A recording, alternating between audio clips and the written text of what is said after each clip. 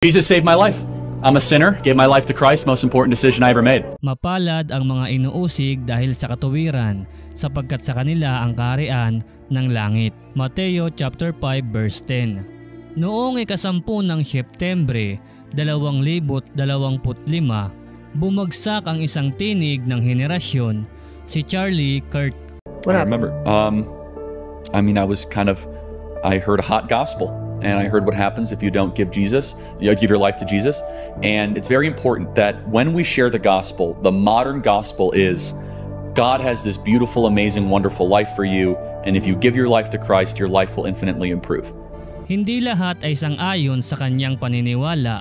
Marami ang sumasalungat, marami ang bumabatikos. Ngunit siya'y tumayo at nagsalita at hindi umatras. At sa kanyang pananaw, muli tayong pinaalalahanan, ang katotohanan ay may kabayaran. Minsan, ang mismong buhay. Accurate and transparent, historically robust account that one can have of the most important figure ever to live in the history of the world, Jesus of Nazareth. And the resurrection is the pinpoint of my belief that Jesus did rise from the grave so that we may live. If Genesis 1:1 and the resurrection is true, anything in the Bible is possible. You're looking at the greatest miracle. Ang buhay ni Charlie ay hindi perpekto. Hindi lahat ay sang-ayon sa kanyang mga salita. Ngunit gaya ng mga lingkod ng Diyos sa kasulatan, sila'y tumindig sa kanilang pinaniniwalaan.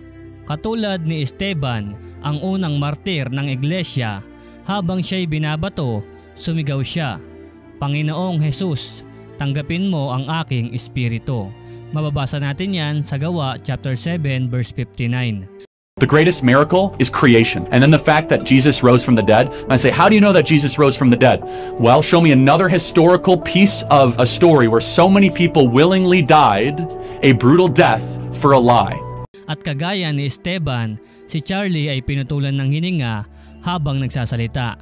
Hindi ng kasinungalingan, kundi ng kanyang paninindigan sa katotohanan. Sa kasaysayan ng pananampalataya, ang dugo ng mga martir ang siyang naging binhi ng simbahan. Si Santiago na kapatid ni Juan, pinugutan ng ulo dahil sa kanyang pananampalataya. Mababasa natin yan sa Gawa chapter 12 verse 2. At si Pablo na ipinaglaban ang ebanghelyo hanggang sa kanyang huling hininga. At ang mga libu-libong Kristiyano na sinunog, pinugutan, pinako, ngunit hindi tumalikod sa kanilang pananampalataya, kahit ang kapalit ay kamatayan. You would say that Jesus is here to save us. Save us from what? Ourselves. We're dead people walking. Okay, so you have to tell people about the death first, right? Sinabi ni Apostol Pablo, kung tayo'y nabubuhay, para sa Panginoon tayo nabubuhay.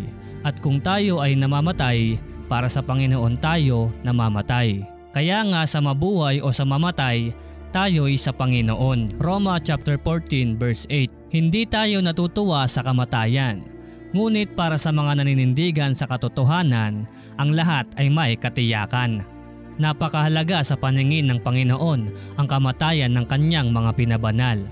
Mababasa natin yan sa Awit chapter 116 verse 15. Ang kamatayan ni Charlie Kirk ay nagpapaalala sa atin na ang laban para sa katotohanan ay sobrang napakadelikado, hindi madali at kung minsan buhay pa ang kapalit para sa katotohanan.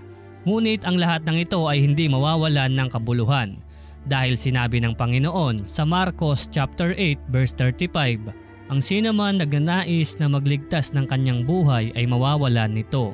Ngunit ang nawalan ng buhay alang-alang sa akin at sa magandang balita ay magkakamit nito. Ang tanong ngayon ay hindi lamang bakit siya namatay, kundi para saan tayo nabubuhay. Handa ka bang tumayo para sa katotohanan ng ebanghelyo? Handa ka bang dumanas ng kahihiyan, pag-uusig o maging kamatayan alang-alang kay Kristo?